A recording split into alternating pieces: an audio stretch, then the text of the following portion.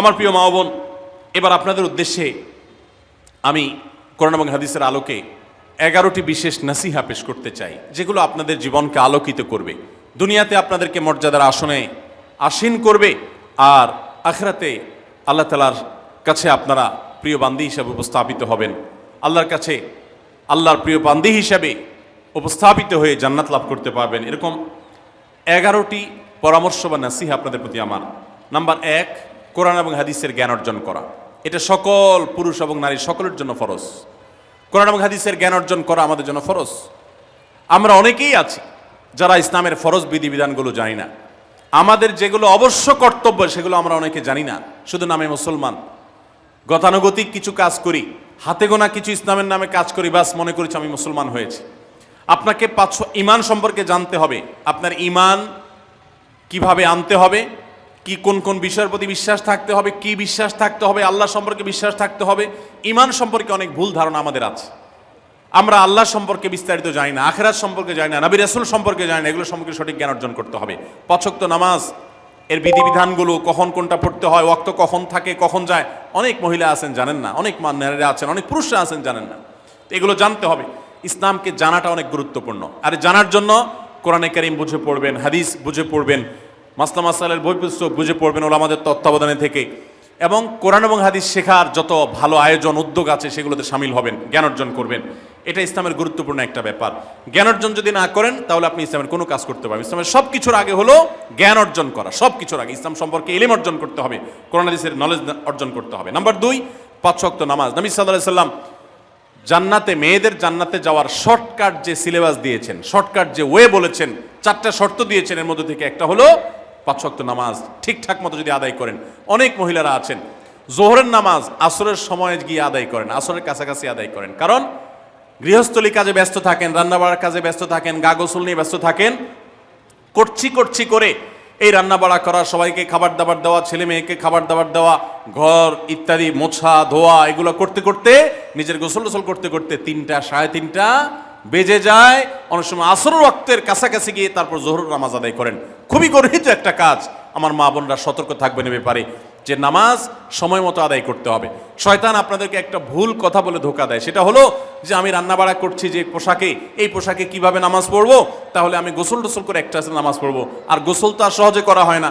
রান্নাবাড়ার পরে সবাই বাড়ায় খাওয়াই দেওয়া, এরপরে ঘর দুয়ার পরিষ্কার করা, এরপরে সব কাজ শেষে গোসল করা, তারপরে গোসল করে এসে নামাজ পড়া, এসব করতে করতে শয়তান আপনার নামাজটা অনেক পিছায় দেয়।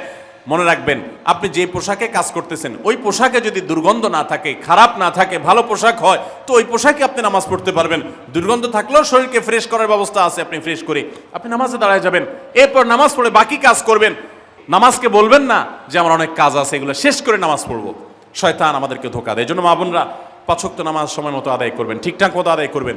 অনেক মা বোনরা আপনারা নামাজ পড়েন, নামাজ হয় না। বাংলাদেশে বেশিরভাগ মহিলাদের, নারীদের মধ্যে একটা ভুল আছে নামাজ প্রসঙ্গে, সেটা হলো যে নামাজের মধ্যে সতরটা ভালো করে ঢাকেন না। সতর কি?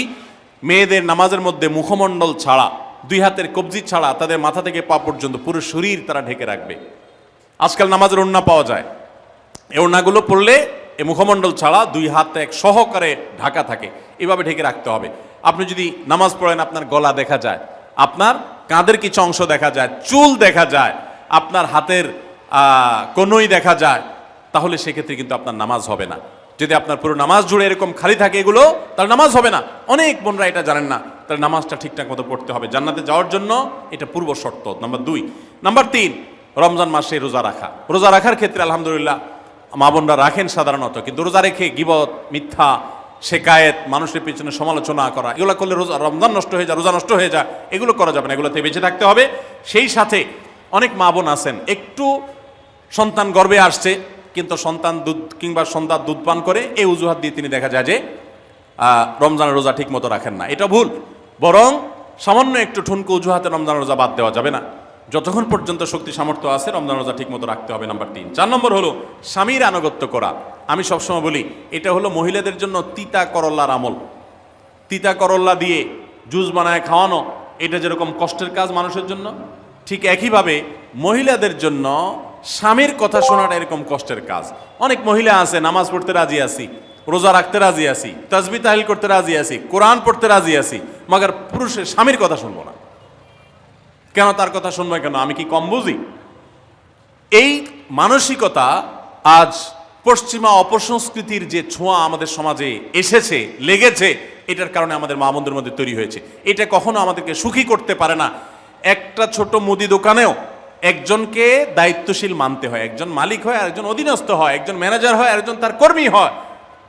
এতটুক চেইন অফ কমান্ড যদি ঠিক না থাকে, তাহলে একটা ছোট দোকানও সুশৃঙ্খলভাবে চলতে পারে না, সেটাও বিশৃঙ্খল হয়ে যাবে। তাহলে একটা সংসার, একটা পরিবারে একজনকে মুরব্বী না মানলে কিভাবে সেটা চলতে পারে?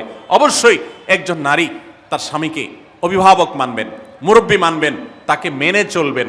শুধু ইসলামই বলে নাই, পশ্চিমা দুনিয়ার মানুষরাও স্বীকার করে। সব একটা আত্মজীবনীমূলক লেখা ধারাবাহিকভাবে বাংলাদেশে একটি জাতীয় গণমাধ্যমে প্রকাশ হয়েছে অনেক বছর আগে, আমি পড়েছি। সেখানে তিনি পরিষ্কার করে বলেছেন যে আমার দাদি নানীরা পারিবারিক জীবনে যতটা সুখী ছিল, এখন আমাদের স্ত্রী, আমাদের মেয়েরা ততটা সুখী না। অথচ তাদের এত বেশি শাড়ি চুড়ি, এত বেশি সাজগোজ, এত বেশি সুখ সমৃদ্ধির উপকরণ ছিল না আজকের মেয়েদের যতটা আছে। পারিবারিক শান্তি তখন যতটা ছিল এখন তার ধারে কাছেও নেই। এর অন্যতম কারণ হলো এটি যে আমরা পশ্চিমা অপসংস্কৃতির ছোঁয়ায় পড়ে শয়তান আমাদেরকে অতিরিক্ত স্বাধীনতার নাম দিয়া আমাদেরকে বলগাহীন স্বাধীনতার পথে নিয়ে গেছে, যেটা আমাদের ধ্বংস ডেকে এনেছে। এজন্য একজন গার্ডিয়ান, একজন অভিভাবক পরিবারে থাকতে হবে, তাকে মানতে হবে। আপনি নারী হিসাবে আপনার স্বামীটাকে যদি মনে হয় একটু বোকা কিসিমের, সে বুঝে না, আপনি অবশ্যই ডেফিনেটলি আপনি তাকে বোঝাবেন, আপনি তাকে আপনার মতামত বলবেন, তারও কর্তব্য আপনার মতামত গ্রহণ করা। কিন্তু এর মানে এই না যে আপনি তাকে ডিনাই করবেন, পাত্তা দিবেন না, অবজ্ঞা করবেন, তার কাছে জিজ্ঞেস করা ছাড়া যেদিক সেদিক যাবেন, যা খুশি তা করবেন, এটা উচিত না। আপনার জান্নাতে যাওয়ার প্রয়োজনে ওই যে তিতা করল্লা বলেছি, সে যদি কোনো দিক থেকে তাকে মানতে আপনার কষ্ট হয়, আপনার থেকে সে পিছিয়ে আসে বুদ্ধিতে জ্ঞানে, তারপরে একটু কষ্ট করে ঢোক গিলেন, একটু কষ্ট করে সবর করেন, শুধুমাত্র জান্নাতের আশায় আল্লাহ তাআলা আপনাকে মর্যাদা দিবেন, দুনিয়াতে বড় করবেন, আখিরাতে বড় করবেন। অনেক সময় দেখা যায় পুরুষতান্ত্রিক সমাজে আমাদের দেশে দেখা যায় যে পুরুষদের নানা অনাচারে মেয়েরা অতিষ্ঠ হয়। একটু সবর করেন, সন্তান সন্ততি বড় হবে, তখন আর পুরুষের এই সমস্ত জুলুম থাকবে না, পুরুষ তখন দৌড়ের উপরে থাকবে। এই বাস্তবতা আমরা প্রত্যেকটা মানুষ উপলব্ধি করার কথা। অতএব মুসলিম নারীদের অত্যন্ত গুরুত্বপূর্ণ আরেকটি বিষয় হলো 4 নম্বর যেটি বললাম, স্বামীর আনুগত্য করা। যতটুকু সম্ভব তার সর্বোচ্চ আনুগত্য করার চেষ্টা করতে হবে, যতক্ষণ তিনি কোরআন হাদিসের কথা বলেন। স্বামী যদি কোনো অন্যায় কথা করতে বলেন, তাহলে তখন আর তার কোনো কথা শোনা যাবে না। নাম্বার 5, একজন মুসলিম নারীর জন্য তার ইজ্জতের হেফাজত অত্যন্ত গুরুত্বপূর্ণ ব্যাপার। এমন একটা সমাজে আমরা বসবাস করতেছি, পাঠ্য বইয়ে শিক্ষার নামে আমাদের সন্তানদের চরিত্র নষ্ট করে দেওয়া হচ্ছে, বিবাহ বহির্ভূত সম্পর্ক করতে তাদেরকে উস্কানি দেওয়া হচ্ছে, শিক্ষার নামে কুশিক্ষা দেওয়া হচ্ছে, যার কারণে আমার সন্তান নষ্ট হয়ে যাচ্ছে। এই জন্য আমি বলি, এমন যুবক, এমন যুবতী আজকাল সোনার হরিণ হয়ে গেছে। হাজারে 10 জন যুবক পাওয়া যাবে কিনা সন্দেহ, যেই যুবক বুকে হাত রেখে বুক টান টান করে আল্লাহর শুকরিয়া আদায় করে বলতে পারবে তার যৌবনে কোনো হারাম স্পর্শ সে করে নাই, কোনো হারামের কাছে সে যায় নাই, তার চরিত্রকে সে হেফাজত করেছে, কোনো গুনাহে সে লিপ্ত হয় নাই, এরকম কথা বলার মতো যুবক খুব বেশি নাই আমাদের সমাজে। ধ্বংস করে ফেলা হয়েছে বিনোদনের নামে, শিক্ষার নামে, নানা নামে। এগুলো আমাদের দেশের সংস্কৃতি ছিল না। এদেশের মুসলমান তো বটে, এদেশের হিন্দুরাও পারিবারিক এই বন্ধনের মধ্যে থেকে তারা তাদের চরিত্রকে হেফাজত করে, বৈবাহিক সম্পর্ক ছাড়া কোনো প্রকার সম্পর্কের মাধ্যমে তাদের যৌন আকাঙ্ক্ষাকে মেটায় না। এটা এদেশের মাটির, এদেশের কালচার, এদেশের মানুষের কালচার, এদেশের সকল ধরনের মানুষের কালচার, কিন্তু এদেশের সেই সংস্কৃতিকে ধ্বংস করে দেওয়া হচ্ছে ছোট ছোট বাচ্চাদের বইয়ে এই বিবাহ বহির্ভূত সম্পর্কের কথা বলে। এই জন্য সচ্চরিত্র এখন সোনার হরিণ হয়ে গেছে। নবী সাল্লাল্লাহু আলাইহি ওয়াসাল্লাম বলেছেন, মাইয়াজমান লি মা বাইনা লিহিয়াইহি ওয়া মা বাইনা রিজলাইহি আদমান লাহুল জান্নাহ। যে ব্যক্তি তার 2 চোয়ালের মাঝখানের অঙ্গ অর্থাৎ মুখ, আর যে ব্যক্তি তার 2 রানের মধ্যবর্তী অঙ্গ, তার লজ্জাস্থানকে হেফাজত করবে, অন্যায় খাতে ব্যবহার করবে না, এটার সংরক্ষণের দায়িত্ব এবং গ্যারান্টি যে ব্যক্তি নিজের ব্যাপারে নিজে নিবে, নবী সাল্লাল্লাহু আলাইহি ওয়াসাল্লাম বলেছেন, আমি তার জন্য জান্নাতের দায়িত্ব নিয়ে নিলাম। যে এটা 2টার দায়িত্ব নিতে পারবে, আমি তার জান্নাতের দায়িত্ব নিলাম। এবং নবী সাল্লাল্লাহু আলাইহি ওয়াসাল্লাম আরো বলেছেন, আকসারু মা ইউদখিলুন নাস আন-নার, মানুষকে সবচেয়ে বেশি জাহান্নামে নিয়ে যায় কোন জিনিসে? আল ফামু আল ফরজ, এই 2টি অঙ্গ, মুখ এবং লজ্জাস্থান। এই জন্য মা বোনরা, অনেকে আপনাদেরকে অনেক প্ররোচনা দিবে, অনেক গুনাহের পথে আহ্বান করবে। আপনাদের মেয়েরা স্কুল কলেজে পড়তে গেলে সেখানে অনেক অন্যায় আবেদন শুনবে, হারামের আহ্বান শুনবে। তাদেরকে সুশিক্ষা দিবেন যে আল্লাহ তাআলা তোমাকে যে চরিত্র দিয়েছে, এই যৌবন দিয়েছে, এটাকে যেখানে সেখানে ব্যবহার করলে হবে না। কিয়ামতের ময়দানে যুবকদেরকে আলাদা করে জিজ্ঞাসা করা হবে, তোমার যৌবনকালে কি করছো সেটা বলো, বুড়া বয়সে এসে কি করছো এটা ইম্পর্টেন্ট না, যৌবনকালে কি করে আসছো সেটার হিসাব দাও। যৌবনকে হেফাজত করার গুরুত্ব এত বেশি, আল্লাহ আলাদা করে জিজ্ঞাসা করবেন। এই জন্য মা বোনদের কর্তব্য তাদের মেয়েদেরকে, ছেলেদেরকে অসৎ চরিত্রতা থেকে হেফাজত করবেন, সংরক্ষণ করবেন, তাদেরকে বুঝাবেন, তাদেরকে সেভাবে বড় করবেন যে বিয়ে শাদীর মাধ্যমে, সাংসারিক জীবনের মাধ্যমে তোমরা তোমাদের এই জীবনকে তোমরা উপভোগ করবে। আল্লাহ তাআলা তোমাদের জন্য যে নেয়ামত রেখেছেন সেই নেয়ামত তোমরা পাবে, কিন্তু অবৈধ উপায়ে কখনো তোমরা সেদিকে পা বাড়াবে না। যারা বাড়ায় তাদের দুনিয়াতেই ধ্বংস হয়, আখিরাত তো আছেই। এই অবৈধ সম্পর্ক করে সুখে থাকে খুব কম মানুষ। যারা যত বেশি এই জগতে যায় তারা তত বেশি অসুখী থাকে দাম্পত্য জীবনে।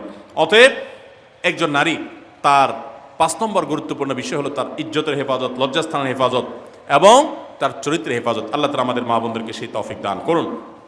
অনেক সময় দেখা যায় যে সবই ঠিক আছে, আপনি সোশ্যাল মিডিয়াতে পুরুষের ছবি দেখে, ভিডিও দেখে আপনি হারাম আনন্দ পাচ্ছেন।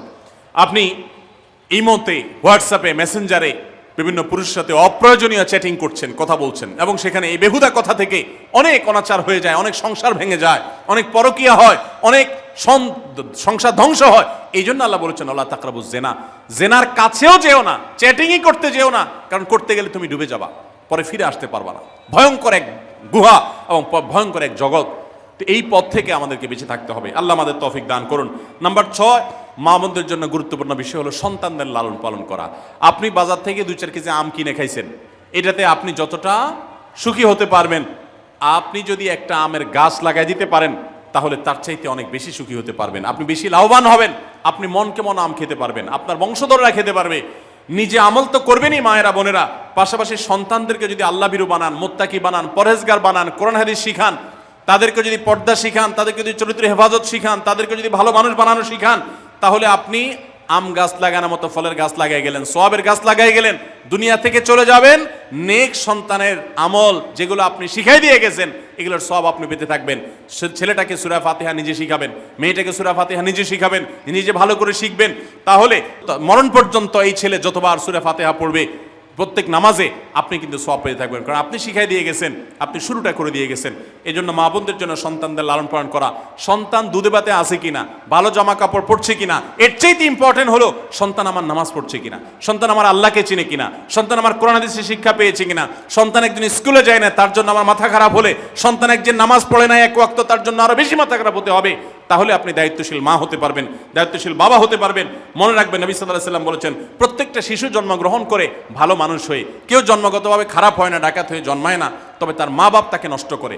কারণ মা বাপ তাকে ঠিক মতো লালন পালন না করে, ভালো পরিবেশ দেয় না, খারাপ ছেলেফেলের সাথে মিশে, তখন সে নষ্ট হয়। এই জন্য আপনার দায়িত্ব সন্তান কার সাথে মিশছে, কোথায় যাচ্ছে, কি করতেছে, মোবাইলে কি দেখছে, সন্তানকে সময় দেন, মোবাইল টিপাটিপি বন্ধ করেন, তাদেরকে নিয়ে বসেন, তাদেরকে কথা শোনান, কোরআন হাদিস পাঠ করে শোনান, তাদেরকে ভালো পরিবেশ দেন, ভালো ফ্যামিলির, দিনদার ফ্যামিলির বাচ্চাদের সাথে তাদেরকে মিশান। ইনশাআল্লাহ আপনি আল্লাহর কাছে এর জন্য উত্তম বিনিময় পাবেন, সওয়াব পাবেন। নাম্বার 7, মা বোনরা বিশেষ করে আপনাদের জন্য গুরুত্বপূর্ণ হলো কৃতজ্ঞতা আদায় করবেন। পুরুষদের জন্য গুরুত্বপূর্ণ, কিন্তু মা বোনদের জন্য বিশেষ গুরুত্বপূর্ণ এই জন্য যে নবী সাল্লাল্লাহু আলাইহি ওয়াসাল্লাম বলেছেন, তিনি জাহান্নামে নারীদেরকে যে দেখেছেন, তাকে যে দেখানো হয়েছে মেরাজে, যে প্রচুর সংখ্যক নারীরা জাহান্নামে, এর অন্যতম একটা কারণ ছিল নেয়ামতের নাশকরি করা। পুরুষদের মধ্যেও নাশকরির কারণে বহু পুরুষ জাহান্নামে যাবে। মা বোনরা স্বামী এবং নিজের জগতে যতটুকু আল্লাহ তাআলা দিয়েছেন এতটুকুর উপর শুকর আদায় করবেন। আপনার স্বামী মানুষটা হয়তো মুখটা খারাপ, কিন্তু তার শরীরটা ভালো আছে, সে আপনাকে উপার্জন করে এনে খাওয়ায়। অনেক মহিলা আছে তার স্বামী হয়তো অ্যাক্সিডেন্ট করে পঙ্গু হয়ে গেছে, সে হয়তো বিছানা শুয়ে বাকি জীবন কাটিয়েছে, তার কষ্টের কোনো শেষ নাই। আপনার স্বামী হয়তো বা তার কোনো দিক থেকে দুর্বলতা আছে, আবার বহু দিক থেকে তার ভালো গুণ আছে। একই কথা পুরুষদের জন্য ইসলাম নির্দেশ করেছে যে তার স্ত্রীর একটা গুণ খারাপ দেখে যদি তার কষ্ট লাগে, তো সে চিন্তা করলে 10টা গুণ ভালো দেখবে, সেটা দেখে শুকর আদায় করা উচিত। এই শুকরিয়া আদায় করা ছাড়া পুরুষ হোক নারী হোক কেউ আল্লাহর প্রিয় বান্দা হতে পারবে না। এজন্য আল্লাহর কাছে শুকরিয়া আদায় করবেন। মায়েরা বিশেষ করে শ্বশুরের বাড়িতে যাওয়ার পর প্রথম অনেক কষ্ট হয়। আমি সবসময় বলি, শ্বশুর বাড়িতে যাওয়ার পর মেয়েরা আমাদের দেশে নানান জুলুম নির্যাতন সহ্য করতে হয়। শাশুড়ি বাঁকা চোখে দেখে, সব শাশুড়ি না, অনেক শাশুড়ি, অনেক সময় ননদরা বাঁকা চোখে দেখে। স্বামী লোকটা জ্বালায় নানাভাবে, দেবররা জ্বালায় নানানভাবে, মানুষ খোঁচাখুচি করে কষ্ট দেয়। একটু ধৈর্য ধারণ করেন, আল্লাহ তাআলা আপনার সংসারে যখন 2-4টা সন্তান দিবে, এরা যখন বড় হয়ে যাবে, এগুলো সব আপনার বাহিনী হয়ে যাবে, তখন দেখবেন ওই বুড়া আস্তে আস্তে চুপসে গেছে, বুড়ার বড় কোনো গলা নাই, বড় কোনো কথা নাই, কারণ পোলাপান সব মায়ের পক্ষে থাকে, বুড়া সব আস্তে আস্তে সাইজ হয়ে যায়। এই জন্য মা বোনরা সবর করবেন, ধৈর্য ধারণ করবেন, খবরদার ধৈর্য হারা হবেন না, শুকর আদায় করবেন। নাম্বার 8, কখনো মুখ খারাপ করবেন না, গালিগালাজ করবেন না, অভিশাপ দিবেন না। অনেক সময় পোলাপান একটু উল্টাপাল্টা করলে তাদেরকে অনেক মা অভিশাপ দিয়ে দেন, গজব ঠাডা দিয়ে দেন, বদদোয়া করেন, মুখ দিয়ে খারাপ কথা বলে ফেলেন। এগুলো খুব খারাপ জিনিস। নবী সাল্লাল্লাহু আলাইহি সাল্লাম বলেছেন, যদি কাউকে গজব ঠাডা দেওয়া হয় তো এটার উপযুক্ত না হলে যে দেয় তার উপরে এসে পড়ে, এরকম ভয়াবহ একটা বিষয়। এই জন্য কোন অবস্থাতে এগুলো যেন না হয়। এবং মেয়েদের জাহান্নামে যাওয়ার অন্যতম, বেশি জাহান্নামে যাওয়ার অন্যতম একটা কারণ এটাও যে তাদের মধ্যে, অনেকের মধ্যে, আমি সবার কথা বলছি না, যে এই ধরনের গালিগালাজ করা, অভিশাপ দেওয়ার বৎস্বভাব আছে। এই বৎস্বভাব বহু পুরুষের মধ্যেও আছে, সবাইকে ছাড়তে হবে। নাম্বার 9, আত্মীয়তার বন্ধন রক্ষা করার পরে দায়িত্বশীল হতে হবে। স্বামীকে স্বামীর ভাই বোনের সাথে সম্পর্ক ভালো রাখতে কখনো বাধা দিবেন না। অনেক মহিলা আছে বোকার মতো কাজ করে। স্বামী যদি স্বামীর ভাইকে টাকা পয়সা দেয় সে অপছন্দ করে, স্বামী যদি স্বামীর বোনকে টাকা পয়সা দেয় সে এটাকে পছন্দ করে না, মা বাবার খোঁজ খবর বেশি নিলে তার কাছে ভালো লাগে না। এই মহিলা হলো নির্বোধ। কেন নির্বোধ? কারণ নবী সাল্লাল্লাহু আলাইহি সাল্লাম বলেছেন যে মান সাররাহু আন ইউবসাতালাহু ফি রিজকিহি আও ইউনসালাহু ফি আথরি ফালিয়াসিল রাহিমা, যে ব্যক্তি চায় তার রিজিকে আল্লাহ বরকত দেখ, তার হায়াতে বরকত দেখ, সে যেন রক্ত সম্পর্কে আত্মীয়দের সাথে সম্পর্ক বেশি ভালো রাখে। তাহলে আপনার স্বামীর রিজিক বেশি হোক, টাকা পয়সা বেশি হোক, তার হায়াতে বরকত হোক, এটা যদি আপনি চান তাহলে আপনি বরং তারা উৎসাহিত করা উচিত। তোমার ভাইটার খবর নাও, তোমার বোনটার বাড়িতে যাও, তোমার মা বাপের খেদমত করো, তাদের সাথে যত সম্পৃক্ত থাকবে আপনার স্বামীতে আল্লাহ তাআলা তত বরকত দান করবেন।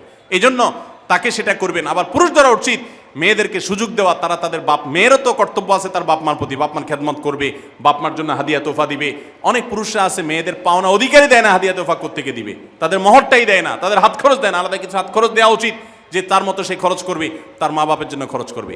এগুলোর বিনিময়ে আমরা আল্লাহর কাছে জান্নাত পাবো। অতএব এই আত্মীয়তার সম্পর্ক রক্ষা করা গুরুত্বপূর্ণ। নাম্বার 10, সাদাকা করবেন। সাদাকা জাহান্নাম থেকে মুক্তির কারণ। নবী সাল্লাল্লাহু আলাইহি সাল্লাম জাহান্নামের ব্যাপারে সতর্ক করেছেন আপনাদেরকে, আমাদের সবাইকে। অতএব সাদাকা দিলে জাহান্নাম থেকে মুক্তির একটা পথ আমরা পাই, সুগম হয়। এবং নবী সাল্লাল্লাহু আলাইহি সাল্লামের সময় মহিলা সাহাবীরা তাদের গহনা খুলে আল্লাহর রাস্তায় দান করতেন। এজন্য মসজিদ, মাদ্রাসা, বিভিন্ন গুরুত্বপূর্ণ যে দানের খাতগুলো আছে সেগুলোতে বেশি বেশি দান করবেন, বেশি বেশি আল্লাহর রাস্তায় ব্যয় করবেন, যতটুকু তৌফিক আছে ততটুকু। এখন মহিলারা দান করবে কোত্থেকে? পুরুষরা মহরের টাকাই পরিশোধ করে না, বেচারে দান করবে কোত্থেকে? এই জন্য পুরুষরা দায়ী হবে, এবং মহিলারাও তাদের মহরের টাকা যেন অনাদায় না থাকে, তারা যেভাবে চেষ্টা করলে হয় সেভাবে চেষ্টা করবেন, এবং তাদের হাত খরচ আলাদা দেওয়া উচিত, এবং তারা পর্দার মধ্যে থেকে তাদের মতো উপার্জনও করতে পারেন, সেটাও শরীয়ত তাদের জন্য সুযোগ রেখেছে। যেভাবে হোক তারাও সাদাকার চেষ্টা করবেন। 11 নম্বর সর্বশেষ হলো সময়ের অপচয় করবেন না। এখন এমন একটা সময় চলছে বেশিরভাগ মানুষ জাহান্নামে যাবে, যেই কারণে আজকের যুগে সবচেয়ে বেশি আমরা বিপদগামিতার মুখে যাচ্ছি, যে কারণে সেটার অন্যতম হলো এই স্মার্টফোনের অপব্যবহার। আমরা অনেকে আছি টেলিভিশনের বিভিন্ন সিরিয়ালে আসক্ত, অনেকে আছি বিভিন্ন নাটক সিনেমায় আসক্ত, অনেকে আছি ফেসবুক এবং ইউটিউব এগুলোতে আসক্ত। বিশেষ করে মা বোনদেরকে বলছি, অনেকেই আছেন এখনো রিমোট ছাড়া তার পেটের ভাত হজম হয় না, সারাদিন রিমোট হাতে বসে থাকেন, একটার পর একটা সিরিয়াল এবং চ্যানেল পাল্টাতে থাকে। মনে রাখবেন, সফল ইমানদার হতে হলে এই অনর্থক কাজ না ছাড়লে আপনি সফল ইমানদার হতে পারবেন না। অনেকে নামাজে পড়ে আবার সিরিয়ালও দেখে, অনেকে আছেন ফেসবুকে ঘন্টাকে ঘন্টা, ইউটিউবে ঘন্টা ঘন্টা সময় নষ্ট করেন। এর জন্য আল্লাহর কাছে জবাবদিহি করতে হবে। কিয়ামতের ময়দানে আল্লাহ তাআলা কয়েকটা প্রশ্ন উত্তর দেওয়া ছাড়া একজন মানুষকেও নড়তে দিবেন না। এর ভিতরে একটা হলো যে তোমার সারা জীবনে কি অর্জন করেছো। সময়ের অপচয় করা যাবে না। সময় হলো জীবনের সবচেয়ে মূল্যবান সম্পদ। অতএব আল্লাহ তাআলা আমাদের সবাইকে জীবনের এই অমূল্য সম্পদ সময়কে সংরক্ষণ করার তৌফিক দান করুন। মা বোনরা, আপনাদেরকে আমি আল্লাহর ওয়াস্তে উপদেশ করতেছি, যারা বদভ্যাস আছে ফেসবুক ইউটিউবে ঘন্টা ঘন্টা পড়ে থাকার, প্রয়োজনে এগুলো সব ডিলিট করে দেন মোবাইল থেকে। প্রয়োজনে আপনি এই মোবাইল বিক্রি করে বাটন ফোনে চলে যান। নিজের বদভ্যাসকে নিয়ন্ত্রণ করতে না পারলে প্রথমে চেষ্টা করেন, এরপর না পারলে প্রয়োজনে বাদ দিয়ে দেন। আল্লাহর জন্য যদি ত্যাগটা করেন, কি আমাদের বলতে পারেন, আল্লাহ গুনাহ থেকে বাঁচার জন্য, তোমাকে খুশি করার জন্য আমি স্মার্টফোন পর্যন্ত রাখি নাই, বাটন ফোনে চলে গেছি। আল্লাহ তাআলা খুশি হবেন ইনশাআল্লাহ বিইذنিল্লাহ। বহু মায়েরা তাদের সন্তান নষ্ট হয়ে যাচ্ছে এই মোবাইলের আসক্তি, সিরিয়ালের আসক্তির কারণে। তাদের স্বামীর সাথে সম্পর্ক নষ্ট হয়ে যাচ্ছে এই সমস্ত আসক্তির কারণে। অনেক গুনাহের পথে তারা চলে যাচ্ছেন এই সমস্ত আসক্তির কারণে। এই জন্য এগুলোকে নিয়ন্ত্রণ না করলে আপনি কখনো নেককার হতে পারবেন না। আপনার সন্তানকে মোবাইল দেখে খাওয়াবেন না।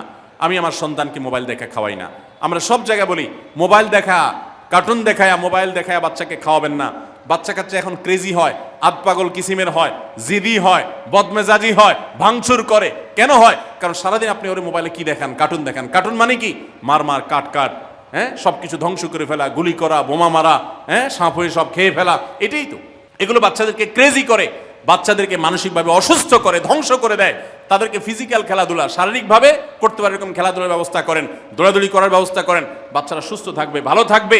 মোবাইল থেকে তাদেরকে বাঁচান, টেলিভিশন থেকে তাদেরকে বাঁচান, এবং কার্টুন থেকে, ভিডিও গেমস থেকে তাদেরকে বাঁচান। না বাঁচাতে পারলে আপনার দুনিয়া আখিরাত সব ধ্বংস হয়ে যাবে। অতএব আজকের এই মাহফিল থেকে আসুন প্রতিজ্ঞা করি যে আমরা সময় নষ্ট করব না, সময়ের অপচয় করব না, প্রয়োজন ছাড়া মোবাইল হাতাহাতি ঘাটাঘাটি করব না, ঘন্টায় ঘন্টা মোবাইলকে সময় দিব না। অনেক মেয়েরা আছেন, অনেক পুরুষরা আছেন, এই একটি অপকর্মের কারণে তার শিক্ষা জীবন ধ্বংস হয়ে যায়, চাকরি নষ্ট হয়ে যায়, ব্যবসা লাডে উঠে, মা বাবার সাথে সম্পর্ক নষ্ট হয়, স্বামী স্ত্রীর সম্পর্ক নষ্ট হয়, সাংসারিক জীবন ধ্বংস হয়ে যায়, সব কিছু ধ্বংস হয়ে যায় শুধু এই মোবাইল ফোনের অনিয়ন্ত্রিত ব্যবহার করার কারণে। যারা মোবাইলকে নিয়ন্ত্রণ করতে পারেন না, ডাইরেক্ট হয়ে গেছেন, সারাক্ষণ হাতে হাতে মন চায়, তারা একটা শক্ত সিদ্ধান্ত নেন, প্রয়োজন আমি স্মার্টফোন বিক্রি করে দিব। 6 মাস 8 মাস আপনি কিছুদিনের জন্য, 1 বছরের জন্য বাটন ফোনে চলে যান, এরপর আবার ব্যাক করলে আশা করা যায় আল্লাহ আপনাকে হেফাজত করবেন। এবং ইসলামের নাম দিয়ে, অনেকে বলে আমি ইউটিউবে ওয়াজ শুনি, ফেসবুকে ওয়াজ শুনি, ওয়াজের নাম দিয়া আপনি যে কি করেন কি না করেন সেটা আপনার আরশের মালিক সবই জানেন। অতএব যে ওয়াজ শুনতে গিয়ে আপনার আকাম কুকাম করা লাগে, খারাপ জিনিস দেখা লাগে, ওই ওয়াজ শোনার কথা আপনাকে ইসলাম বলে নেই। আল্লাহ তাআলা আমাদের সবাইকে সবগুলো বিষয় আমল করার তৌফিক দান করুন। আমরা আবারও বলছি, আজকে আমাদের মা বোনদেরকে লক্ষ্য করে বিশেষ করে যে 11টি করণীয় আপনাদের জীবনকে সোনালী জীবনে পরিণত করতে পারে, আপনাদের জীবনটাকে সমৃদ্ধ করতে পারে, সুখী করতে পারে, এবং আল্লাহর কাছে আপনাদেরকে জান্নাতের উপযুক্ত করবে। কিয়ামতের ময়দানে সুন্দর হাসি, সুখের হাসি, তৃপ্তির হাসি আপনাদেরকে হাসাবে ইনশাআল্লাহ। সেই 11টি নসিহা, সেই 11টি বিষয়ের প্রথমটি হলো কোরআন এবং হাদিসের জ্ঞান অর্জন করবেন। অনেক ভালো ভালো বই আছে কোরআন হাদিস ভিত্তিক, সেগুলো পড়বেন। দিন শিক্ষার যত আয়োজন আছে সেগুলোর সাথে সম্পৃক্ত হবেন। অনলাইনে অনেক কোর্স করা যায়, সেগুলোতে আপনি সম্পৃক্ত হতে পারেন। যেভাবে হোক আপনাকে কোরআন হাদিসের কথা জানতে হবে। আল্লাহ কি বলেছেন, রাসূল সাল্লাল্লাহু আলাইহি ওয়াসাল্লাম কি বলেছেন, মাসালা মাসাইল কখন কি করা উচিত, কোরআন হাদিসে কি বলা আছে, এগুলো জানতে হবে আপনাকে। যতটুকু সম্ভব জানার চেষ্টা করবেন। নাম্বার 2, 5 ওয়াক্ত নামাজ সঠিকভাবে আদায় করবেন, সময় মতো আদায় করবেন। জোহরের ওয়াক্ত বাসার কাজ কাম শেষ করে গোসল করে একেবারে 3টার দিকে একসাথে পড়বো, এটা করা যাবে না, বরং সময় মতো আদায় করতে হবে। এবং মেয়েদের যে সতর, এই সতর ঢাকার উপরে সতর্ক থাকতে হবে। পুরো শরীর মুখমণ্ডল ছাড়া যেন ঢাকা থাকে, চুল, গলা, হাতের গোছা, কনুই, এগুলো যেন দেখা না যায়, খেয়াল রাখতে হবে। এবং নামাজ ধীরে ধীরে পড়তে হবে। অনেক মহিলা অনেক দ্রুততার সাথে নামাজ পড়েন, এবার পড়লে হবে না। নাম্বার 3, রমজানের রোজা ঠিক মতো রাখতে হবে, যথাযথভাবে রাখতে হবে। রোজা রেখে গিবত, শিকায়েত, মিথ্যা, গালমন্দ এগুলো করা যাবে না। নাম্বার 4, স্বামীর আনুগত্য করতে হবে। নিজের কাছে খারাপ লাগলেও একটু সবর করতে হবে, যতক্ষণ পর্যন্ত স্বামী ন্যায়সঙ্গত কথা বলে, অন্যায় কাজ করতে না বলে, গুনাহের কাজ করতে না বলে, ততক্ষণ পর্যন্ত তার কথা মানতে হবে। নিজের খারাপ লাগলেও মানবেন, আপনার জান্নাতের প্রয়োজনে, সুশৃঙ্খলার প্রয়োজনে, পারিবারিক শান্তির প্রয়োজনে। ইনশাআল্লাহ আপনি সুখে থাকবেন দুনিয়া এবং আখিরাত উভয় জগতে। নাম্বার 5, নিজের ইজ্জত সম্ভ্রম হেফাজত করবেন। অনলাইনে অফলাইনে কারোর সাথে হারাম সম্পর্ক করবেন না, কোনো গায়ের মারাম পুরুষের সাথে অযথা যোগাযোগ করবেন না, চ্যাটিং করবেন না, এবং সোশ্যাল মিডিয়াতে হারাম জিনিস দেখা থেকে নিজের চোখকে হেফাজত করবেন, বাঁচিয়ে রাখবেন।